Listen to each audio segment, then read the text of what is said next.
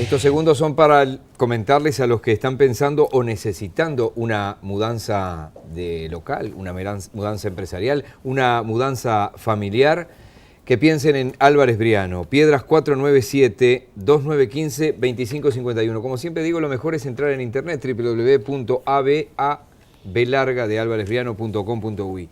Mudanzas al más alto nivel, personal sin horario, mudanzas VIP. Y como dicen acá los muchachos, ¿no? Álvarez Briano, Moving and Relocation. Lo dejábamos planteado en el bloque anterior. Uno como paciente podría, pero sería como tirar a pegar, plantear algunos de los dilemas con los cuales se enfrentan los médicos cotidianamente. Pero prefiero que ustedes sean los que los planteen esos dilemas. Sobre todo cuando hablan de situaciones conflictivas concretas, para aterrizar el tema. Querría que Jorge empezara, el profesor, y sigo yo a continuación. Como ustedes han dicho de alguna manera, los dilemas que pueden llevar a conflictos, ¿verdad?, y de intereses, pueden ser variados, ¿no? Pueden ser con un paciente, puede ser el médico, no solo con el paciente, sino con el gestor, puede ser el médico con la sociedad. Es decir, dado que hay miradas sobre ciertas situaciones que pueden ser diversas, y ustedes ya conocen varios ejemplos, ¿verdad?, en los cuales, naturalmente, siempre el más, que surge más rápidamente son las problemáticas que se plantean entre el médico y el paciente, pero sí está la del médico y el gestor, y está el médico y la sociedad también cuando, por ejemplo, hay reclamos de medicación de alto costo, con tecnología, etcétera, donde ahí la sociedad también pide a veces una intervención importante. Todo eso, por lo tanto, es un campo de dilemas en los cuales puede haber, ¿verdad?, visiones no iguales y dar lugar a algún conflicto de intereses, ¿no? Doctor. Bueno, en realidad como medicina y ética nacen juntas, es necesario que las decisiones, aún las cotidianas, tienen repercusiones éticas. Y como para mejor el incesante progreso científico y tecnológico no soluciona conflictos éticos, sino que crea nuevos. Claro. Basta ver cualquiera de los adelantos de cualquiera de las ramas de la medicina moderna, por ejemplo, todos los avances en lo que es cromosoma y código genético, plantean a su vez nuevos problemas de confidencialidad, de reserva de datos, etcétera. De manera que el médico tiene que ser muy consciente de que cada decisión que toma, y ahora sí, para hacer aquello de aterrizar, si frente a este paciente que creo que está en situación bastante irresoluble, continúo empeñándome en un tratamiento a la larga ineficaz, o converso con la familia y obtengo un consenso, porque ese es un criterio fundamental que ha cambiado la participación del paciente y la familia en la toma de decisiones importantes. El peso de las decisiones en cuanto a su responsabilidad es del médico, pero la búsqueda del consenso es una de sus obligaciones. Porque además, es un tema muy bueno, permíteme un segundo, Gabriel, es un tema clave que lo están sufriendo capaz que algunos que nos están mirando. La ciencia permite hoy estirar algunas vidas hasta el límite que uno dice, bueno, el médico tiene un juramento y ¿cuándo el médico puede enfrentar a la familia y decirle esto es irreversible? Porque ese momento técnicamente tampoco es fácil de determinar. La respuesta es sorprendentemente sencilla. No tiene que plantearle en un determinado momento, sino que tiene que establecer una relación de comunicación y empatía desde el primer momento, para que la familia vaya siguiendo el proceso. Está claro que si de entrada un médico que nunca habló, nunca participó de la relación clínica, viene a plantear una situación de estas, no sea bien recibida. En cambio, si la familia pudo seguir la información en el día a día, la información médica se tiene que transparentar. Claro. Tiene que permanecer accesible para quienes no entienden medicina, de saber qué está pasando con mi ser querido. Por más dura que sea. Por más dura que sea. Porque acá se plantea, y acá es un dilema que yo digo, tiene como dos canales, ¿no? Por un lado, esto que usted decía, el médico que tiene que enfrentarse a la situación y en determinado momento, pero ya desde el arranque, y una vez que ha procesado todo un camino, ir comunicándole a la familia determinada situación puntual. Pero la familia, y también, y esto es un problema que hemos yo creo, sufrido porque el sistema ha sido, ya nos ha llevado a eso, una especie de alta tecnologización y una especie de creencia de que los asuntos se van a ir resolviendo todos, casi todos, inclusive hasta la propia muerte, hace que el familiar crea que siempre hay algo más para hacer. Sí. Y por ejemplo, hay una creencia, y usted me lo va a decir, que si un paciente no pasó por el CTI, no estuvo bien atendido. Pues sí. Cuando no necesariamente esto es así. Fíjese que eso apunta a algo que nosotros señalamos. El avance tecnológico de los años 60, 70, explosivo y que persiste, ha dado lugar a una fascinación, Exacto. ¿verdad? Lógicamente por la población, y a la creencia de que no hay problema que no se pueda solucionar. Claro. Y que no nos vamos a morir. De alguna manera, yo señalo, el narcisismo médico va siendo sustituido por el narcisismo del paciente. Claro. Son como curvas que se van cruzando, en la cual el individuo no entiende que no puede, ¿verdad?, dársele solución. Más aún en una sociedad que también, desde el punto de vista cultural, agregó elementos del posmodernismo, caída de valores, que conflictúan esa relación médico-paciente, ya no hay credibilidad que habría seguramente antes. Se pasó de un pedestal de gloria a la agresión. Y además al estado de bienestar. Claro. Mira, esto tiene que solucionar, bueno, no puede pasar.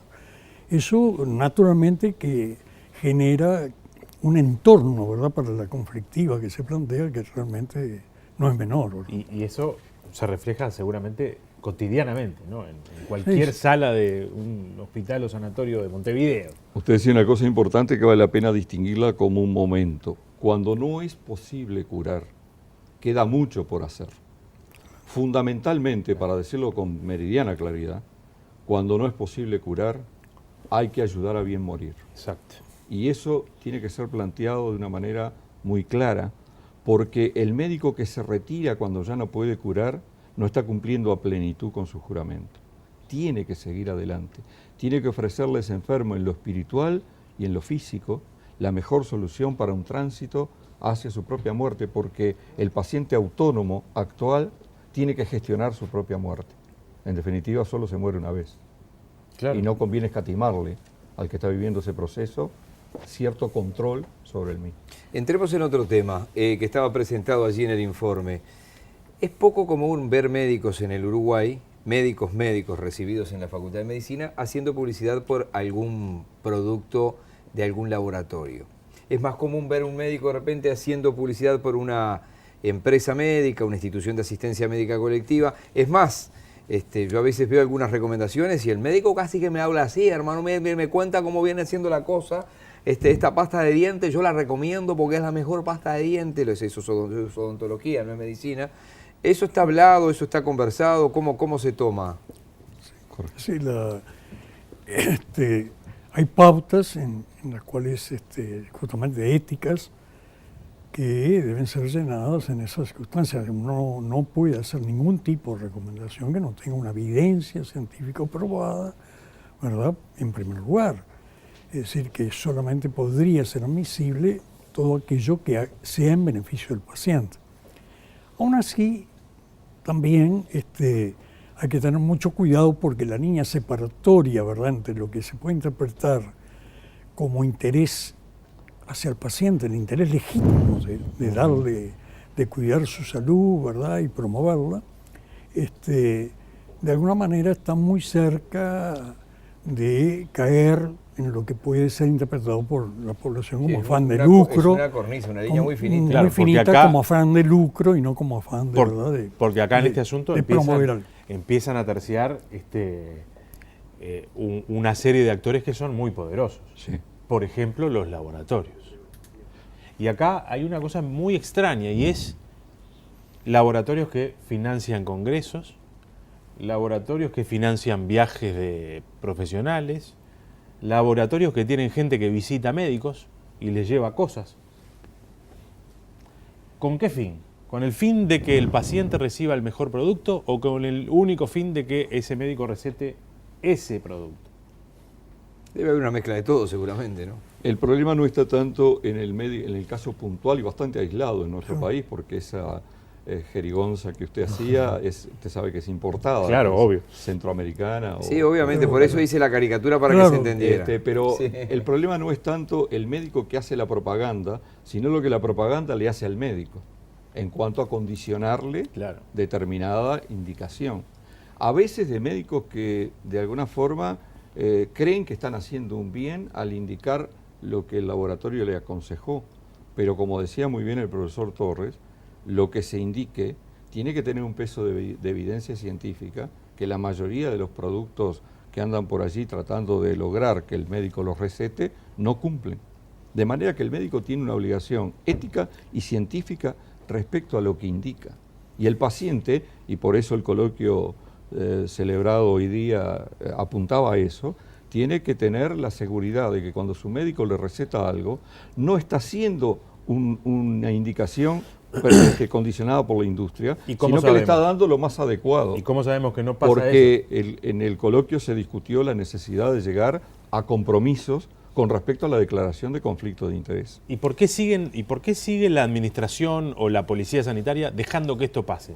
Por ejemplo, dejando que las instituciones de salud ingresen Porque puede haber un médico, te complemento, que de repente visitadores. en una institución de repente trabaja con algunos productos que puede, un genérico, es decir, de una marca y de repente en otro de otra marca, no sé cómo es eso, porque hay médicos que trabajan en dos instituciones y hay una que de repente tiene entre su farmacia determinados productos que en la otra no hay, ¿así pasa eso o no?